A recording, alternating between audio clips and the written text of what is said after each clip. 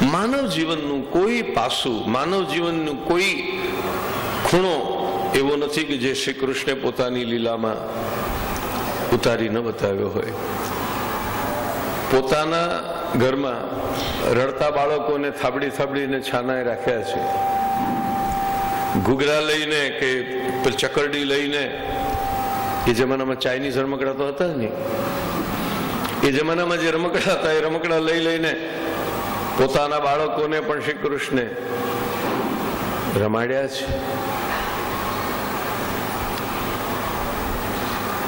કારણ કે એ જે બને છે એ પૂર્ણતાથી બને છે. ભગવાન બાળક બને તો પરફેક્ટલી બાળક બને. તમે માની ન શકો કે આ ભગવાન છે. એ જ આ બાળ લીલાની મજા છે. જે લોકો મહાત્મ્ય ભાવ લઈને આવ્યા હોય, ભગવાન પ્રત્યેનો દિવ્ય અહોભાવ લઈને આવ્યા હોય, એ પણ ચક્કરમાં. આપણે ત્યાં બે ત્રણ કથાઓ છે ને, બ્રહ્માજીને મોહ થયો કે આ ભગવાન છે, આ તો દેખાય છે સાવ બાળક, આવડી ભગવાન ક્યાંથી હોય. ઇન્દ્રને પણ ભરોસો ન પડ્યો કે આ ભગવાન છે, એટલે તેણે અપરાધ કર્યો.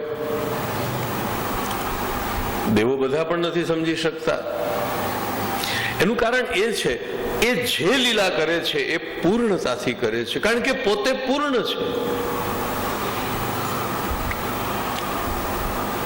જ્ઞાન આપે તો એના જેવો કોઈ ગુરુ નહીં. યુદ્ધ કરે તો એના જેવો કોઈ યોદ્ધા નહીં. નૃત્ય કરે તો એના જેવો કોઈ નર્તક નહીં. ગીત ગાય તો એના જેવો કોઈ ગાયક નહીં. શાંત હોય તો એના જેવો કોઈ શાંત નહીં. ઉગ્ર હોય તો એના જેવો કોઈ ઉગ્ર નહીં. કૃષ્ણ જેવો કોઈ પુત્ર નહીં. કૃષ્ણ જેવો કોઈ સખા નહીં. કૃષ્ણ જેવો કોઈ પ્રિય નહીં. કૃષ્ણ જેવું કોઈ નહીં. કૃષ્ણ જેવું કોઈ છે જ નહીં. એટલે વૈષ્ણવોને કૃષ્ણ ખૂબ વાલા લાગે છે. એટલે તમે કૃષ્ણને ભજો એટલે બધું ભજાઈ ગયું.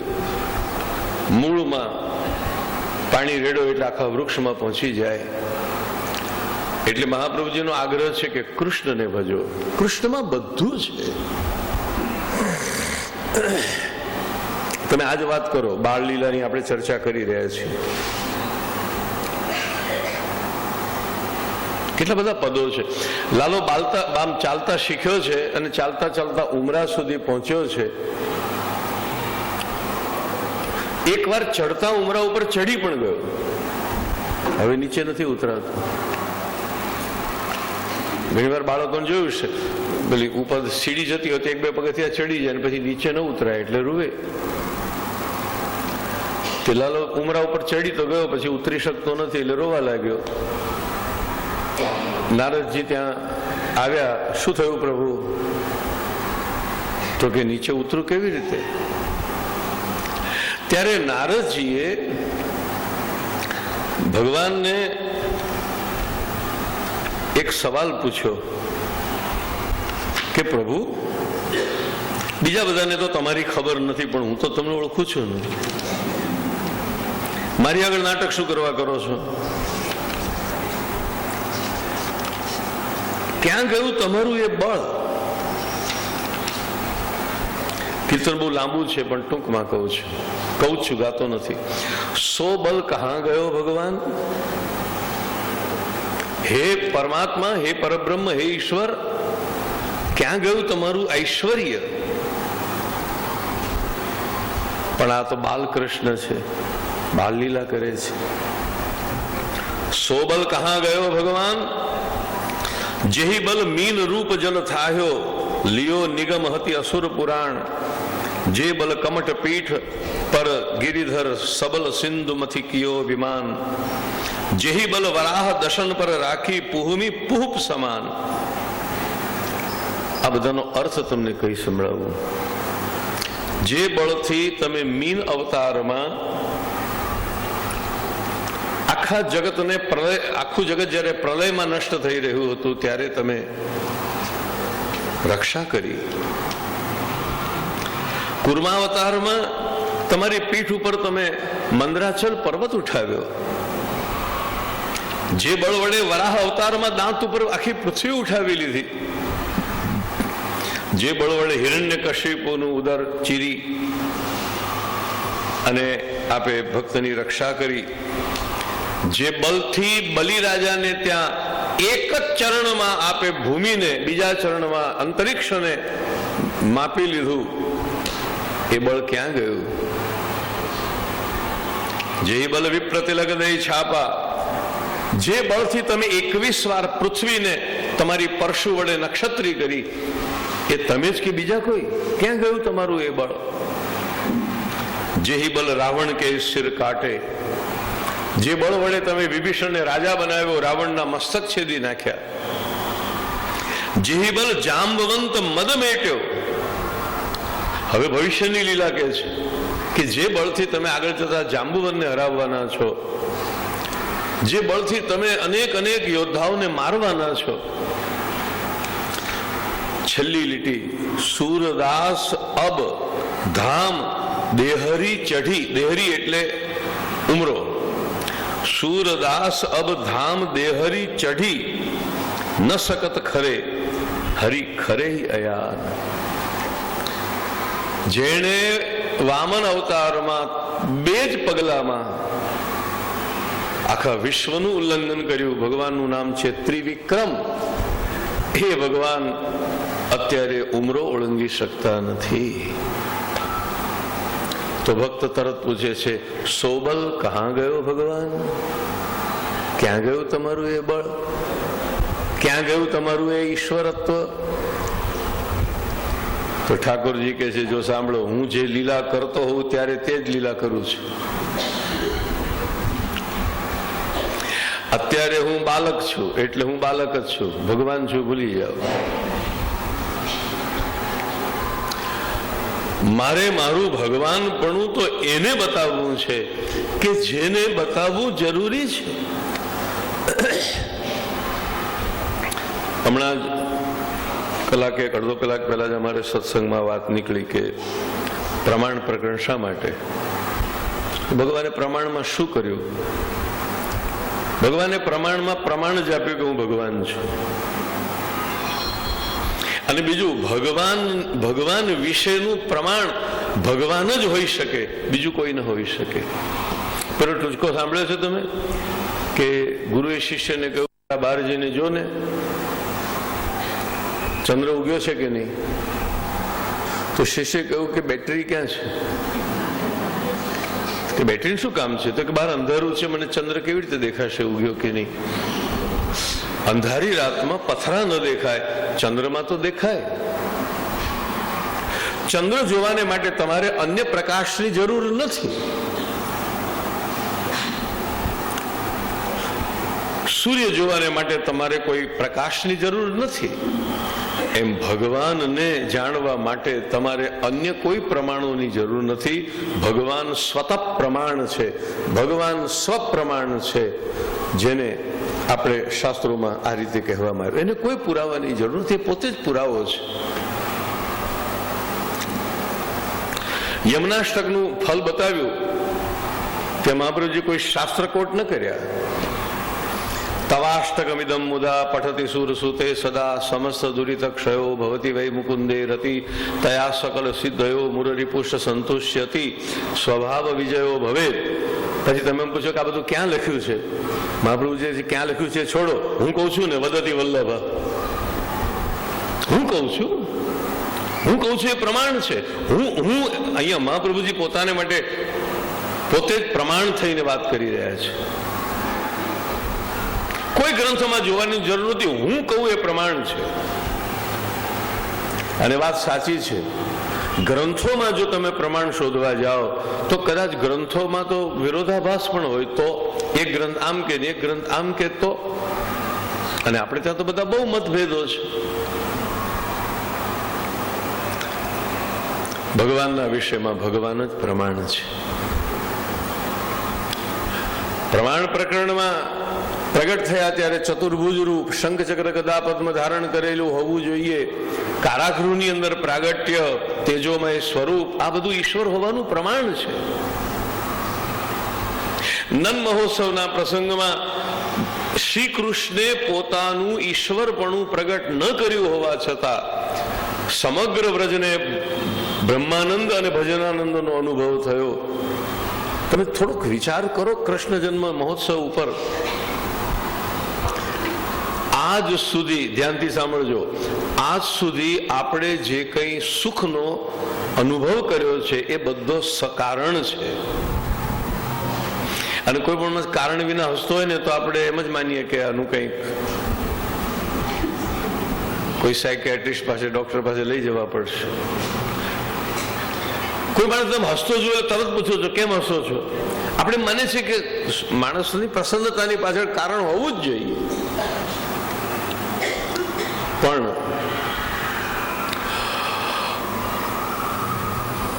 વ્રજવાસીઓને જે આનંદ થયો છે એની પાછળ એ કારણ નથી કે ભગવાનનું પ્રાગટ્ય થયું છે. વ્રજ ભયો મહરી કો પૂત. અમારી યશોદાને ત્યાં લાલો થયો છે. બ્રહ્મનો આવિર્ભાવ થયો છે એવા શબ્દો વાપર્યા નથી આ ગોવાળોએ. ઈશ્વરનું અવતરણ થયું છે એવા શબ્દો વાપર્યા નથી. અને બીજું, ઈશ્વરનું અવતરણ થયું છે, બ્રહ્મનો આવિર્ભાવ થયો છે એવું જાણ્યું હોત તો જઈને દંડવત પ્રણામ કર્યા હોત, નાચ્યા ગાયા ન હોત. મને એક પ્રસંગ દેખાયો નથી કે નંદ મહોત્સવના દિવસે જઈને કોઈ લાલાને પગે લાગ્યું હોય. લાલાને પગે લગાડ્યો છે, ગોપીઓ નાચે છે, ગાય છે, અનુરાગપૂર્વક લાલાના મુખના દર્શન કરે છે. પણ કોઈએ ભગવાનની આરતી ઉતારીને વંદના કરી, ઉતારો આરતી, કૃષ્ણ ઘેર આવ્યા, એવું નથી થયું. અને જે આરતી થાય છે તો નજર ઉતારવા માટે થાય છે. આપણે ત્યાં આરતીમાં પણ મહાત્મ ભાવ નથી, સ્નેહ ભાવ છે. શાસ્ત્રોક્ત પૂજામાં જે આરતી થાય છે, આરાર્તિક, એ એક પૂજનનો પ્રકાર છે, એક પૂજા છે. પુષ્ટિ માર્ગમાં જે આરતી થાય છે પૂજા નથી, એ સ્નેહનો જ એક પ્રકાર છે.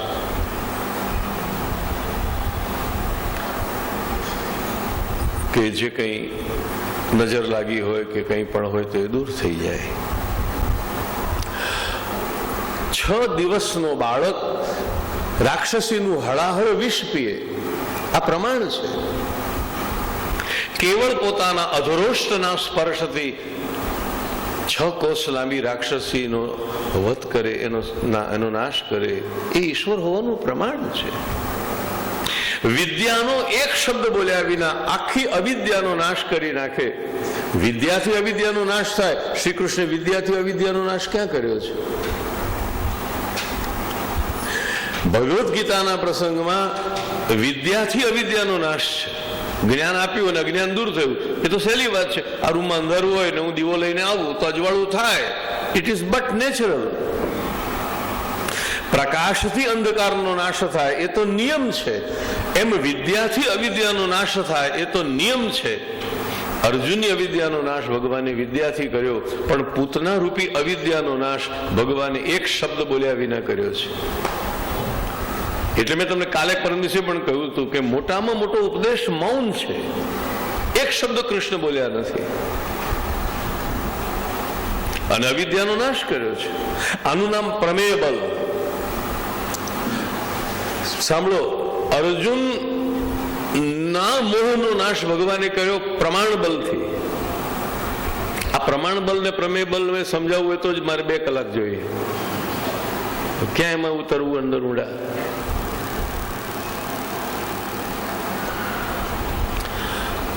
અર્જુનના મોહનો નાશ કર્યો છે ભગવાને પ્રમાણ બલથી.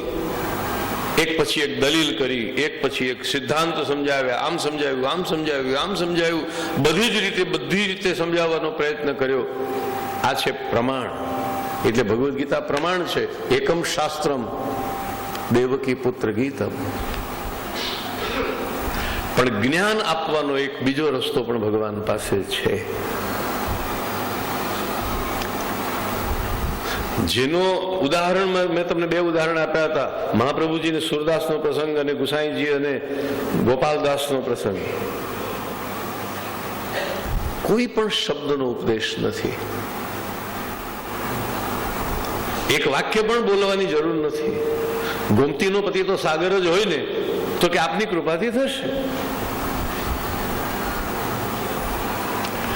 ગુસાઈજીનું એક પણ શબ્દ નથી, એક પણ વચનામૃત નથી, અને ગોપાલદાસમાં સરસ્વતીનું અવતરણ થાય છે, વાકદેવી પ્રગટ થાય છે.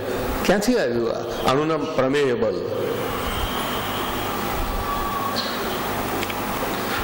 શબ્દથી ઉપદેશ અપાયો એ પ્રમાણ બલ, અને કેવળ કૃપાથી ઉપદેશ અપાયો એ પ્રમેય બલ છે. એટલે આપણા ઠાકોરજી બધું કરી શકે, જરૂરી નથી કે 17 અધ્યાયનો લાંબો ઉપદેશ આપ્યા કરે. એની વાંસળીની એક ફૂંક આ કામ કરી શકે છે. તદ વ્રજસ્ત્રીય આશ્રુત્ય વેણુગીતમ સ્મરોદયમ. વેણુગીતના પ્રસંગમાં કહ્યું છે મનોહર, મનને હરી લેનારું. તો પછી તૃણાવર્તનો પ્રસંગ, મૃદ ભક્ષણ લીલાનો, પોતાના મુખમાં આખું બ્રહ્માંડ બતાવ્યું.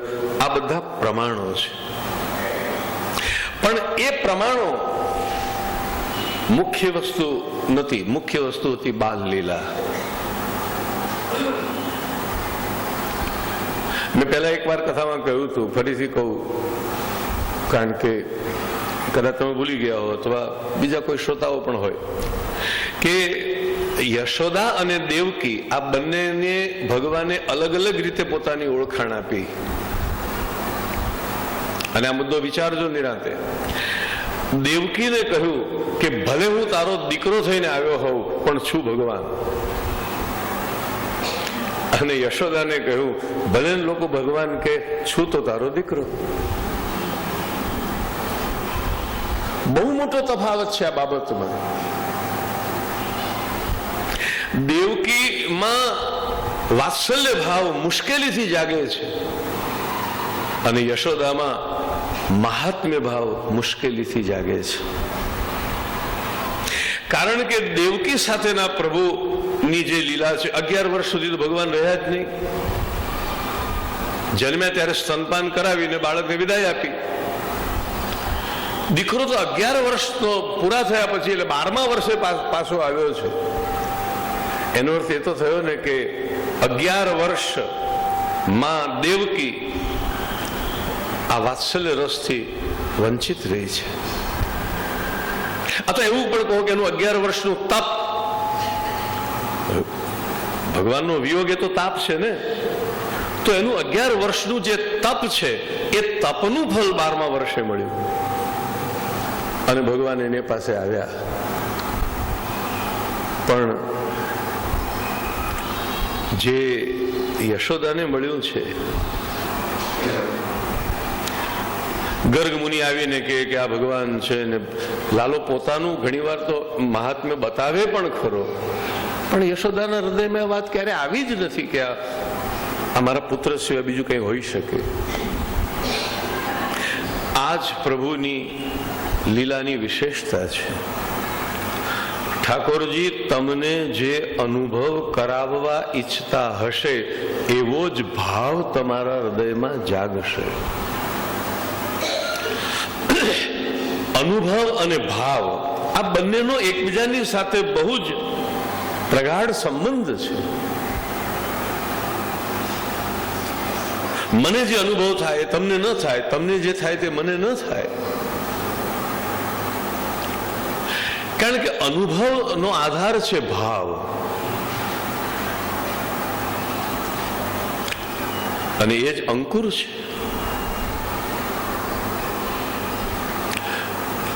શરૂઆત જ ભાવથી થાય છે, અને ભાવથી શરૂઆત થયેલી અંતમાં પૂરી થાય છે ભગવાનમાં. ભાવ આરંભ છે, ભગવાન પૂર્ણતા છે. ભાવ બીજ છે, ભગવાન ફલ છે. ભાવૈરંકુરિતમ મહી મૃગદૃશા મા કલ્પમાં જો ઠાકોરજીનો તમારે બહુ રસાત્મક અનુભવ કરવો હોય ને તો આ મંગલાચરણ રોજ પાઠ કરો.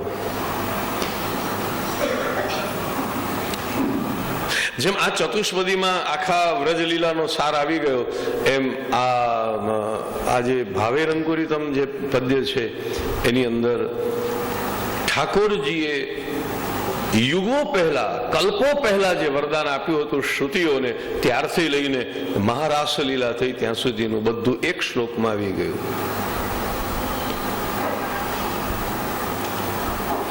એ ફલાત્મક વાત છે એટલે એની ચર્ચા આજે મોડા અથવા પછી આવતીકાલે કરીશું, કારણ કે વાત ફળની છે. આ પહેલો મુદ્દો અંકુરનો છે અને ભાવ અંકુર છે. એ અંકુર એટલે તમે સમજ્યા ને, દાણામાંથી જે પહેલો ફણગો નીકળે એને અંકુર કહેવાય. એના 7 ભેદ તમને જાણવા હોય તો કહી દઉં. એ કાલ સાંજ સુધીમાં તમારે એક સ્ટેપ એનું આવી જશે. સૌથી પહેલો છે અંકુર,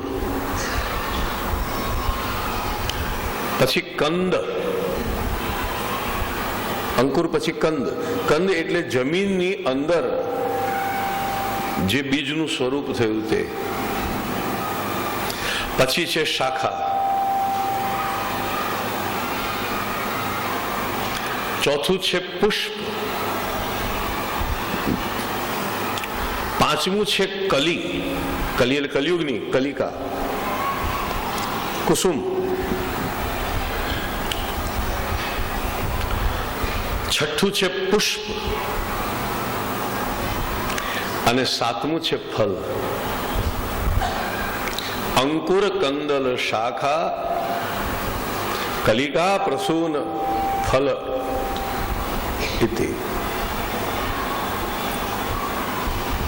હવે આ જે 7 તમે જોયા, અંકુર એટલે ફણગો, કંદ એટલે ફણગો બહાર આવ્યો અને આમ જમીન સુધી આવ્યો. પછી આવ્યો શાખા એટલે થડ અને એની ડાળીઓ. પછી આવ્યું પાન, પછી એમાં પાનમાંથી એક નાનકડી કળી ફૂટી. એ કલી આજે કલી હોય તો કાલે પછી ખુલીને ફૂલ બની ગઈ. આપણે શ્રીનાથજીની ભુજાઓમાં જે કમળ જોઈએ છીએ, એક બીડાયેલું, એક અડધું ખુલેલું, એક આખું ખુલેલું, કમલમ મધુરમ. તો અંકુર, કંદ, શાખા, પ્રસૂન એટલે કલી, પછી પુષ્પ અને પછી ફલ. અને ફલ છેલ્લું છે, end of the growth. And ના કહીએ પણ the peak of the growth, છેક ટોચ આવી ગઈ. પછી આખું નવું સાયકલ શરૂ થશે, કારણ કે ફળની અંદર હોય છે બીજ. કોઈ પણ ફળ હોય, ધારો કે કેરી, તો અંદર ગોટલી છે, ગોટલી એટલે જ બીજ. એ પાછું બીજ આવ્યું ને પાછું એમાંથી પાછું એક સાયકલ ચાલુ થયું. આ 7નું ચક્ર છે.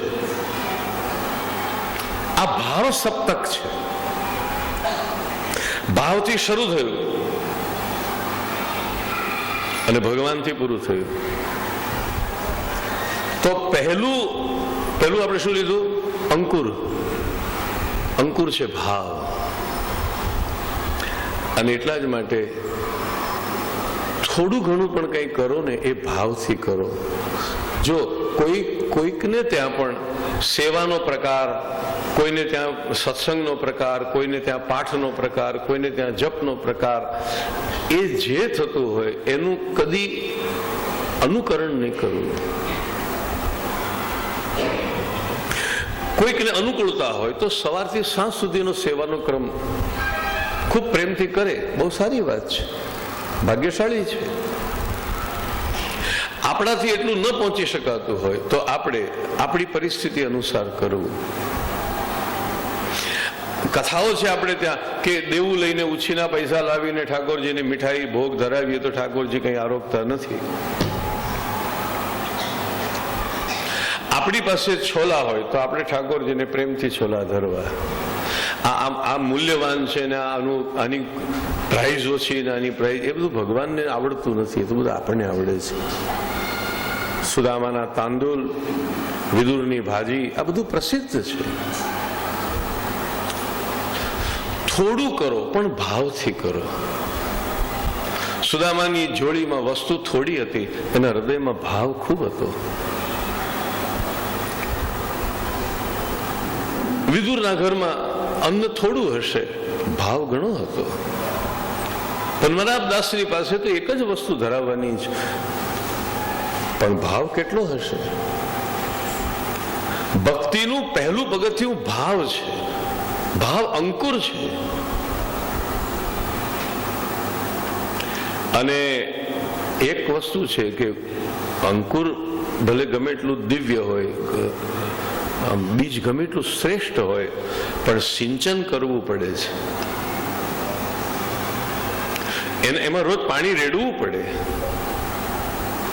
તો બહુ લાંબા સમય સુધી આનું સિંચન કરવામાં આવ્યું, બહુ લાંબા સમય સુધી. એટલે ભગવાને વરદાન આપ્યું હતું શ્રુતિઓને કે હું મારા રસાત્મક સ્વરૂપનો અનુભવ કરાવીશ. એ વરદાન પછી ઘણા રે દિવસના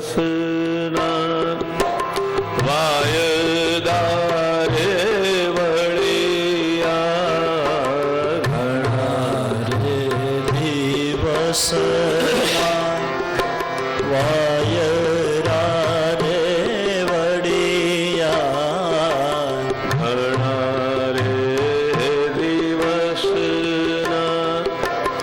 વાયદા રે વળિયા, ઘણા રે દિવસના વાયરા રે વળિયા, વલ્લભ પ્રભુ શ્રી ગોવર્ધન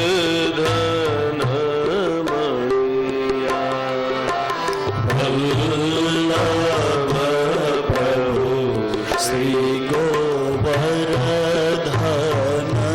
મળિયા, અતિરે આનંદ ભર્યા નંદ ઘેરે જઈશું,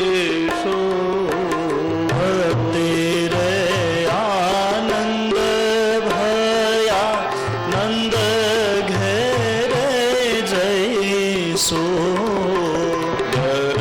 દર્શન કરીને સુખિયા રે થઈશું, દર્શન કરીને સુખિયા રે થઈશું, મુજ